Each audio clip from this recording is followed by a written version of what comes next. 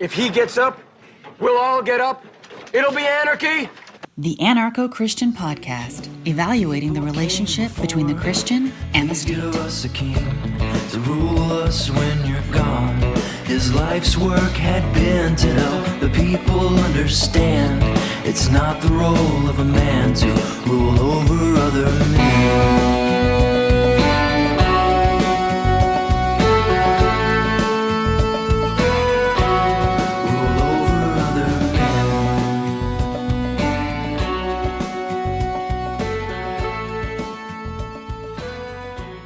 Hey everybody, welcome back to the show. A common question to those of us that support the idea of statelessness or anarchy or free societies or whatever you want to call it is, when has anarchy ever worked? Besides it being a derailing question that really has no bearing on the moral superiority or the philosophical consistency of our position, there actually are some interesting examples of it in history. One that I ran across recently actually happened right here within the United States. In fact, it was one of the original 13 colonies. Let's see if you can guess it. The state's animal is the deer, and its official food is the chocolate chip cookie.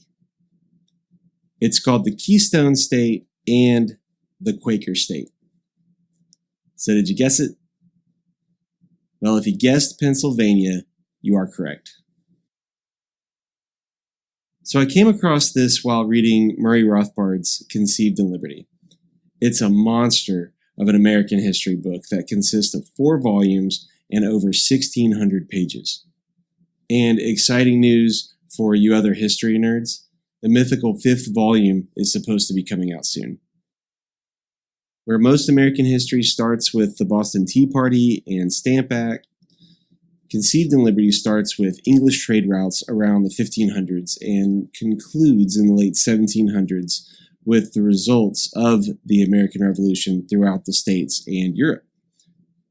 Throughout the history of the early states, Pennsylvania kept grabbing my attention. All of the states have an interesting history, but every time Pennsylvania comes up, I kept thinking about the phrase, violence begets violence.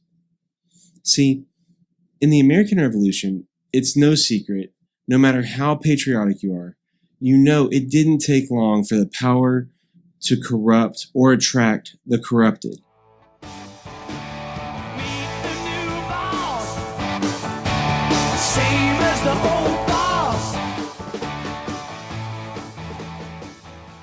Or in this case, meet the new king, same as the old king. Thank you, Pete Townsend, for that. Even within the first few years, from the founders themselves, we see the same abuse of power they fought against, like taxation and property confiscation. As Rothbard points out near the end of Volume 4, all revolution is in that sense a reaction against worsening oppression. But he also points out that people's wars will rend societies in two, and revolutions will be tempted to betray their own principles in the heat of battle. So this is why Pennsylvania stood out so much. It was a revolution without violence, a revolution based on nullification rather than the sword. And in my opinion, a revolution more worthy of the Christians' admiration than even the American Revolution itself. There are 5 chapters from the span of all 4 volumes of Conceived in Liberty that show the early history of Pennsylvania.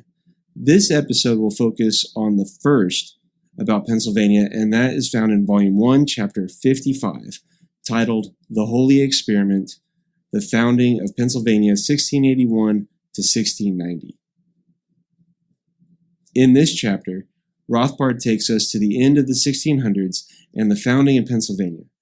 He begins with explaining William Penn's vision to set up a large Quaker settlement, as he called it, a holy experiment, that an example may be set up to the nations.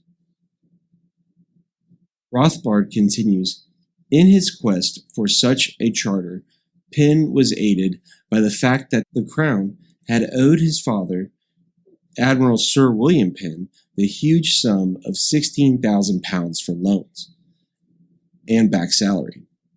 In March 1681, the king agreed to grant young William, the admiral's heir, property ownership of the lands west of the Delaware River and north of the Maryland border in exchange for canceling the old debt. The land was to be called Pennsylvania. Penn was greatly aided in securing the charter by his friendship with the king and other high officials of the court. There were some small print details Penn had to work out with the king over taxes, but in May, William Penn made the frame of government, the Constitution for the colony. The frame was amended and streamlined and became the second frame of 1683, also called the Charter of Liberties. The frame provided, first, for full religious freedom for all theists. No compulsory religion was to be enforced. The Quaker ideal of religious liberty was put into practice. Only Christians, however, were to be eligible for public office. Later, at the insistence of the Crown, Catholics were barred from official posts in the colony.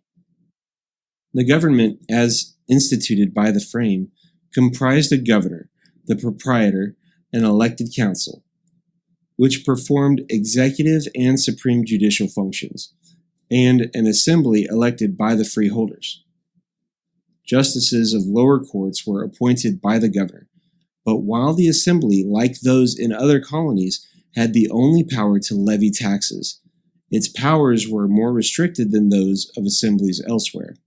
Only the council could initiate laws, and the assembly was confined to ratifying or vetoing the council's proposals. William Penn himself arrived in America in the fall of 1682 to institute the new colony.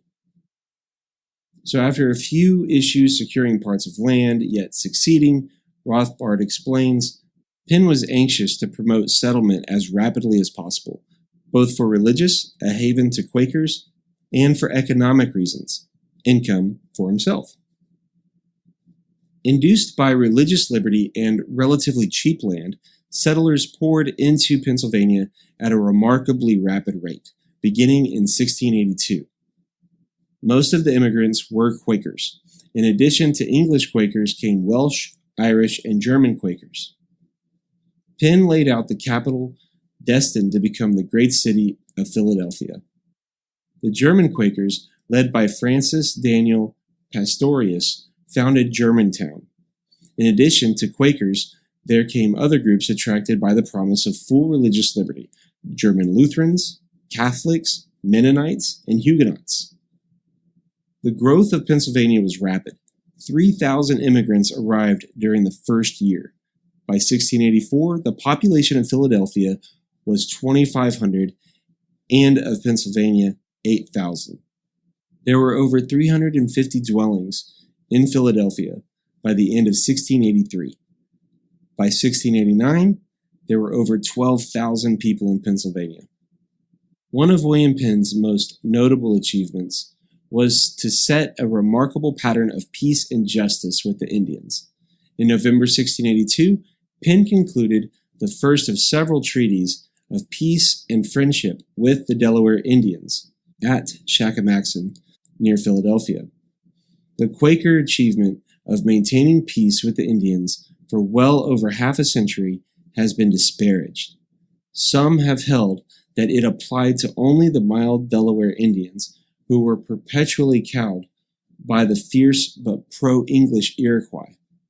But this surely accounts for only part of the story, for the Quakers not only insisted on voluntary purchase of land from the Indians, they also treated the Indians as human beings, as deserving of respect and dignity as anyone else. Hence, they deserved to be treated with honesty, friendliness, and even-handed justice. As a consequence, the Quakers were treated precisely the same way in return. No drop of Quaker blood was ever shed by the Indians. So strong was the mutual trust between the races, Quaker farmers unhesitatingly left their children in the care of the Indians. Originally, too, the law provided that whenever an Indian was involved in a trial, 6 whites and 6 Indians would constitute the jury. So among all the stories of wars and fights with natives over land, it is stunning how simple it is when you just treat people with dignity and respect. But let's continue. Voltaire, rapturous over the Quaker achievement, wittily and perceptively wrote that the Shakamaxon Treaty was, quote, the only treaty between Indians and Christians that was never sworn to and that was never broken, end quote. Voltaire went on to say that for the Indians, it was truly a new sight to see a sovereign, William Penn, to whom everyone said thou, and to whom one spoke with one's hat on one's head. A government without priest, a people without arms, citizens as equal as the magistrate, and neighbors without jealousy. Rothbard then notes that there were puritanical laws against things like dramas and drunkenness, as well as prohibitions against writing or uttering of anything malicious, of anything stirring up dislike of the governor, or of anything tending to subvert the government. In fact, the first political conflict happened when Penn was challenged over the frame for Pennsylvania and the Assembly's legislative power. The challenger was whipped for 3 consecutive days for presumption and contempt of this government and authority. Another thing to note, the tax burden was light at this time.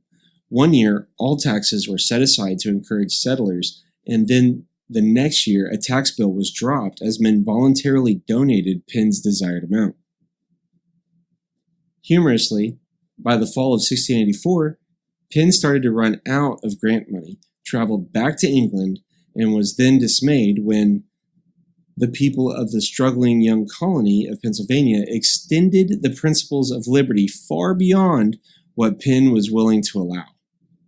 The free people of Pennsylvania would not vote for taxes and simply would not pay the quittance to Penn as feudal overlord. As a result, Penn's deficits in ruling Pennsylvania were large and his fortune dwindled steadily. In late 1685, Penn ordered the officials to use force to protect the monopoly of lime production that he had granted himself in order to prevent others from opening lime quarries. However, we also see that Penn was especially aggrieved that his agents in Pennsylvania failed to press his levies upon the people with sufficient zeal. Presumably, the free, taxless air of Pennsylvania had contaminated them. As Penn complained in the fall of 1686, the great fault is that those who are there lose their authority one way or another in the spirits of the people, and then they can do little with their outward powers. I do find this pretty funny, and it really shows how powerless government can be when everyone just stops paying and extracting from each other. A sort of nullification that everyone takes part in. And here's where it gets really interesting. Rothbard explains, in 1684, the council virtually succeeded him in governing the colony. The council assumed full executive powers, and since it was elected rather than appointed, this left Pennsylvania as a virtually self-governing colony. Though Thomas Lloyd, a Welsh Quaker, had by Penn been appointed as president of the council, the president had virtually no power and could make no decisions of his own. Because the council met very infrequently, and because no officials had any power to act in the interim, during these intervals, Pennsylvania had almost no government at all, and seemed not to suffer from the experience. During the period from late 1684 to late 1688, there were no meetings of the council from the end of October 1684 to the end of March 1685, none from November 1686 to March 1687, and virtually none from May 1687 to late 1688. The counselors, for one thing, had little to do, and being private citizens rather than bureaucrats and being unpaid as counselors, they had their own struggling businesses to attend to. There was no inclination under these conditions to dabble in political affairs. The laws had called for a small payment to the counselors, but typically it was found to be almost impossible to extract these funds from the populace. If for most of 1684 to 1688 there was no colony-wide government in existence, what of the local officials? So Rothbard asked, if for most of 1684 to 88 there was no colony-wide government in existence, what of the local officials? Were they not around to provide the evidence of the state's continued existence, which so many people through the ages had deemed vital to man's very survival? The answer is no.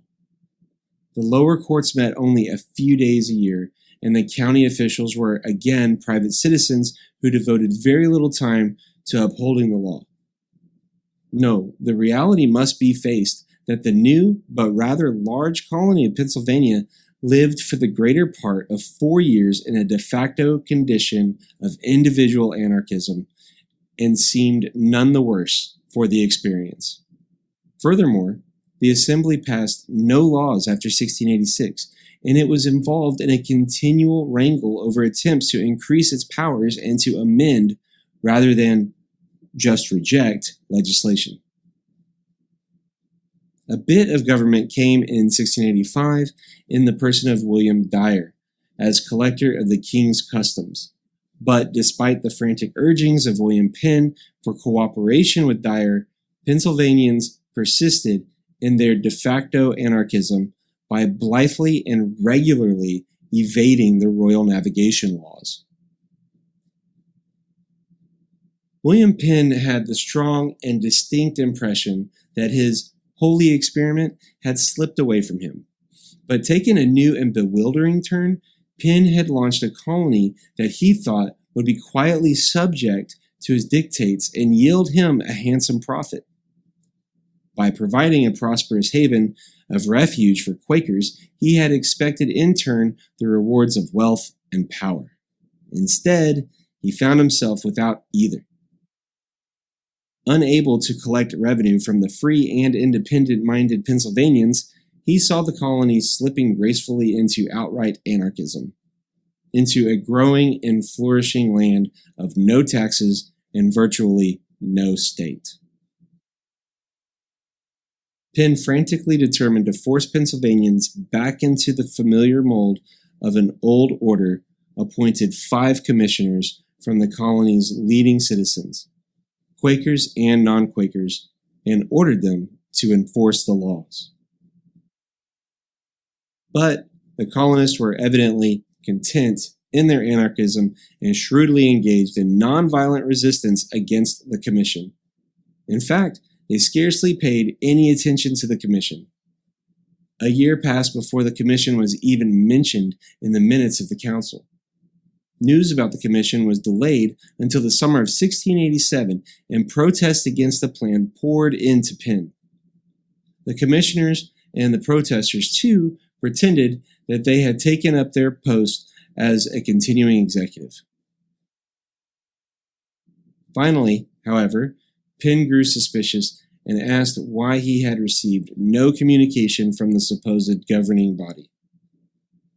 Unable to delay matters any longer, the reluctant commissioners of the state took office in February of 1688, a year after their appointment. 3.5 years of substantive anarchism were over. But even that didn't last long, as the Assembly ended up rejecting the commissioners' bills and quickly lapsed back into a state of anarchism. The commissioners somehow failed to meet, and the council met only once between the spring meeting and December. Pennsylvania was once again content with a supposedly dreadful and impossible state of affairs. And when this idly came to an end in December of 1688 with the arrival of a new deputy governor appointed by Penn, the deputy governor had difficulty finding the officers of the government. He found the council room deserted and covered with dust and scattered papers. The wheels of government had nearly stopped turning. William Penn, seeing that the Pennsylvanians had happily lapsed back into anarchism that precluded taxes, quitrents, and political power for himself, decided to appoint a deputy governor. But the people of Pennsylvania, having tasted the sweets of pure liberty, were almost unanimously reluctant to relinquish that liberty. We have observed that the commissioners of state had failed to assume their post and had virtually failed to function after it was presumed they accepted. No one wanted to rule others. For this reason, Thomas Lloyd, the president of the council, refused appointment as deputy governor. At this point, Penn concluded that he could not induce the Quakers of Pennsylvania to institute a state. And so he turned to a tough non-Quaker, an old Puritan soldier, and non-Pennsylvanian John Blackwell.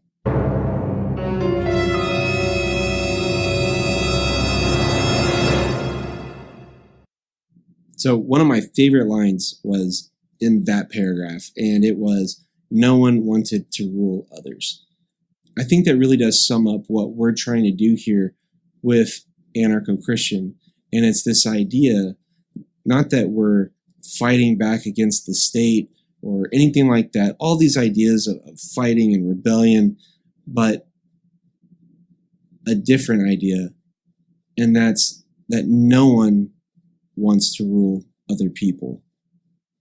I think that that's the better anarchism. It's the true anarchism.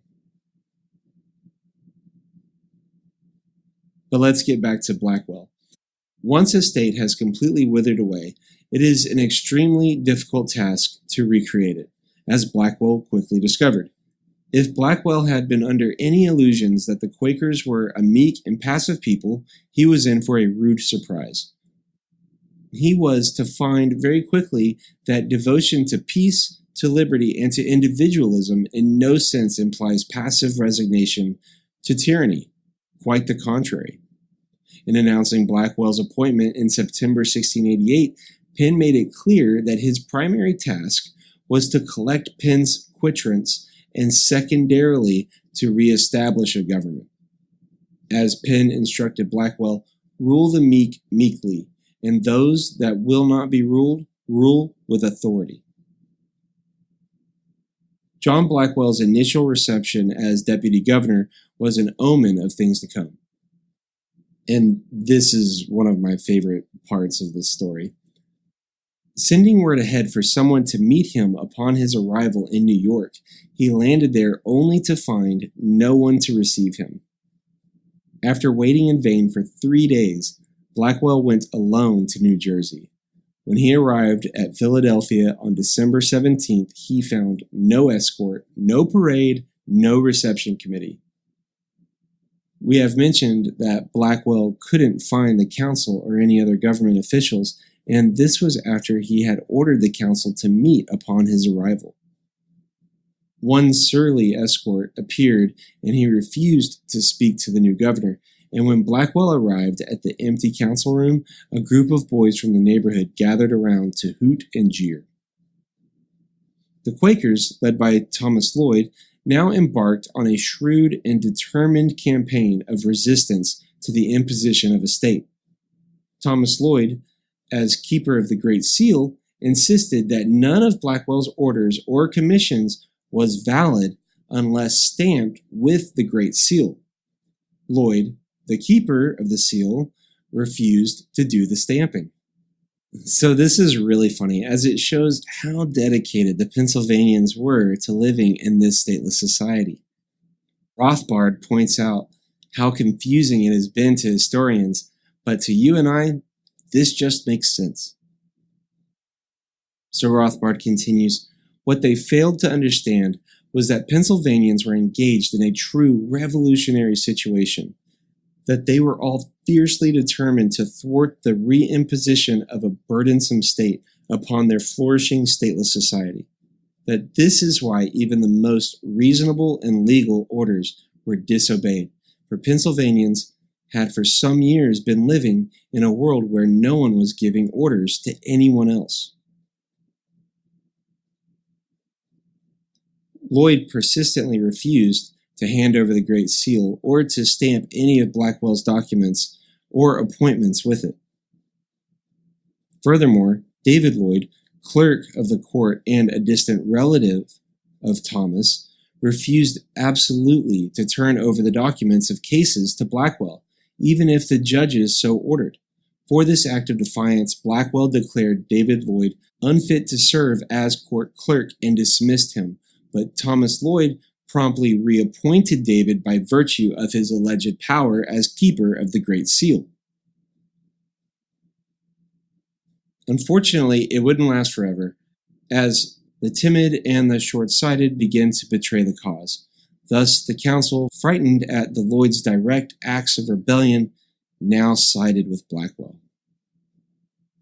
Finally, the climax came on April 2nd, 1689, when Blackwell introduced proceedings for the impeachment of Thomas Lloyd. In his impeachment speech, Blackwell trumpeted to his stunned listeners that Penn's and therefore his own powers over the colony were absolute. Also, he said the council was to be an instrument for William Penn, and threatened to unsheath and wield his sword against his insolent and unruly opponents. Blackwell's proclamation of absolute rule now truly polarized the conflict. The choice was now narrowed: the old anarchism or the absolute rule by Blackwell. Given this confrontation, those wavering had little choice but to give Thomas Lloyd their full support. Rothbard notes next that Blackwell immediately dismissed some council members, and on April 9th, after a rebellion from the rest of the council members, he dissolved the council altogether. The councilors protested to William Penn that Blackwell wanted to remove their liberties, while Blackwell put in his resignation to Penn. And there is an interesting quote from Blackwell, and that he believed the Quakers to be those agents of the devil foretold in the New Testament, who despise dominion and speak evil of dignities.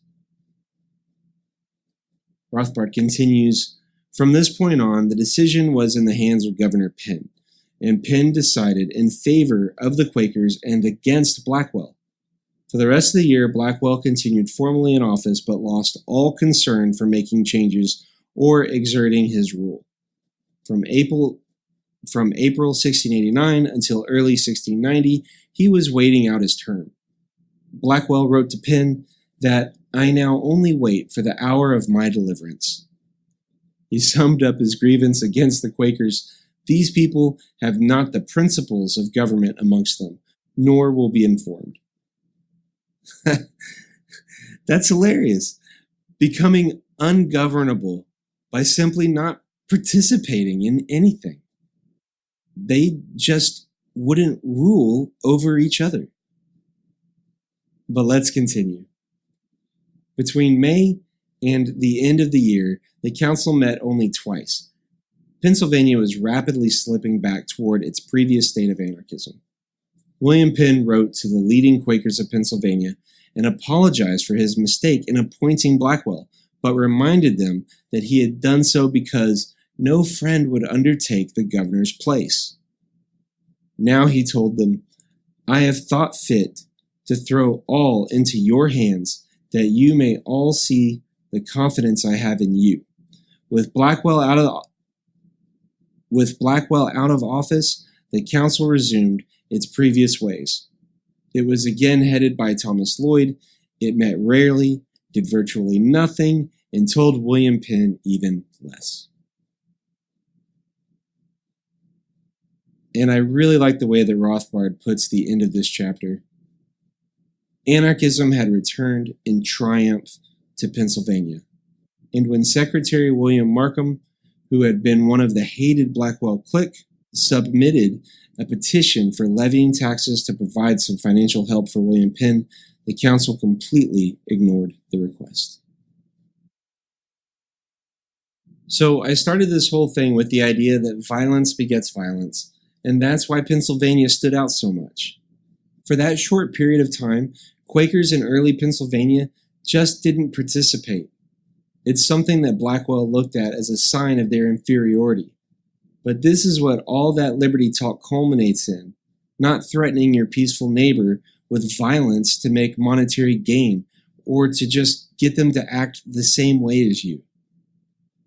Regardless of any predisposition to Quakers, their perceived pacifism, or theology, this is something everyone can learn from. When we are asking the question as to how anarchy can be achieved, or the best way to do that, and I say best in a way that must be measured against our faith, these men displayed that marvelously. Don't let this lesson be lost to dusty old history books. Of course, it doesn't last forever, and maybe we will get into that in future episodes, but I hope I've shown why Pennsylvania's peaceful nullification is more in line with Christian ethics than a violent revolution. But just to drive home the point, I'd like to read a little of Martin Luther King Jr.'s words from Where Do We Go From Here? Chaos or Community? Written in 1967. The ultimate weakness of violence is that it is a descending spiral begetting the very thing it seeks to destroy. Instead of diminishing evil, it multiplies it. Through violence, you may murder the liar, but you cannot murder the lie, nor establish the truth. Through violence, you may murder the hater, but you do not murder hate. In fact, violence merely increases hate.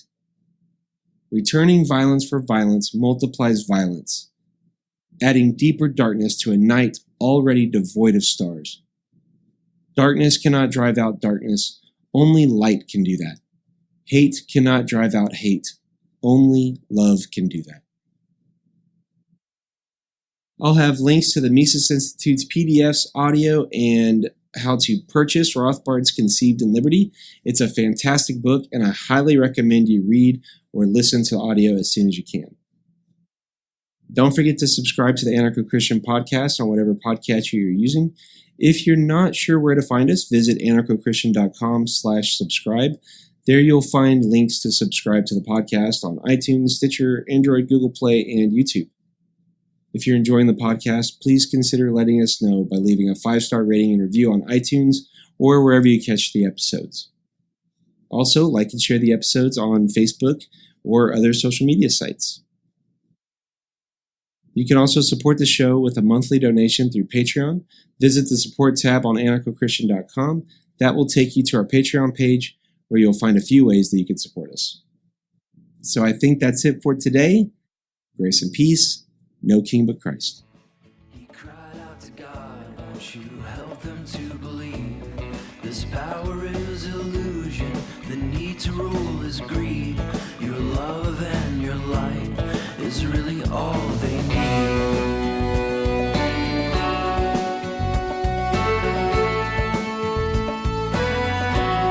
It's really all we need.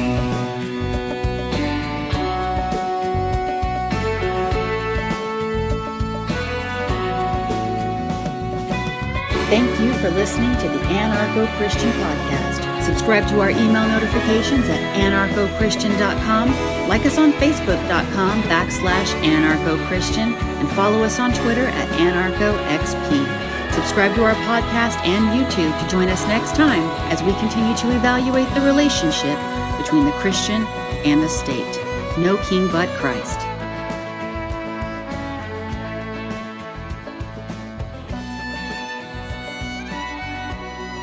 This has been a Pax Libertas Productions podcast.